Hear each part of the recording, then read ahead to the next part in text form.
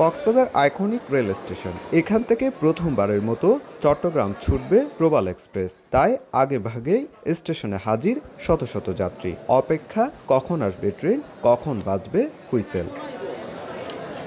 যাত্রীদের চোখে মুখে আনন্দের ছাপ। তাদের আশা, দীর্ঘদিনের দাবি পূরণ হওয়ায় রেল যাত্রা হবে ভোগান্তিহীন। আমরা বহুবার ট্রেনে চড়েছি, কিন্তু কক্সবাজার থেকে প্রথমবারে ট্রেনে চড়া আমাদের অনেক আনন্দ লাগতেছে। আমরা কখনো কল্পনা করতে পারিনি যে কক্সবাজার ট্রেন যাত্রা করব। আমি গাড়িতে করে আসছি, আমার প্রায় 6 হতে 7 ঘন্টা লাগছে, কিন্তু এটা 3 ঘন্টা 3.5 ঘন্টার মধ্যে পৌঁছে যাবে, সেটাই আমার খুশি লাগতেছে। ট্রেন আরও বাড়ালে আরও ভালো হবে। এখন তো শুরু মাত্র, ইনশাল্লাহ। এর জন্য আমরা কৃতজ্ঞতা প্রকাশ করতেছি যে আজকে একটা নতুন ট্রেন উঠতেছে।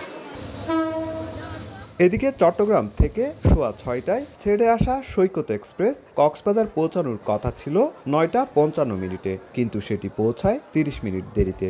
যদিও ট্রেনটা অনেক জায়গায় একটু থেমে থেমে আসছে, মানে স্মুথ, যদি একসাথে যদি আসছে তাহলে ভালো লাগতো আর কি। একটা ট্রেন আসার পরে একটা মিনিমাম সময় দেওয়া দরকার, যেখানে ট্রেনটাকে পরিষ্কার পরিচ্ছন্ন করে পরবর্তীতে আবার যেন এটা যেন ফেরত যেতে পারে, যাত্রীরা যেন সেই ফ্যাসিলিটিটা পায়। রেলওয়ের কাছে আমাদের অনুরোধ, যাত্রী সেবার মান যেন আরো বৃদ্ধি করা হয়। স্টেশন কর্মকর্তা জানিয়েছেন, নতুন রেলপথে কিছু কাজ অসমাপ্ত থাকায় গন্তব্যে পৌঁছাতে বিলম্ব হচ্ছে। হাতি চলাচলের যে জায়গাটুকু আছে ওইখানে স্পিড রেস্ট্রিকশন আছে, 20 কিলোমিটার গতিতে চলে।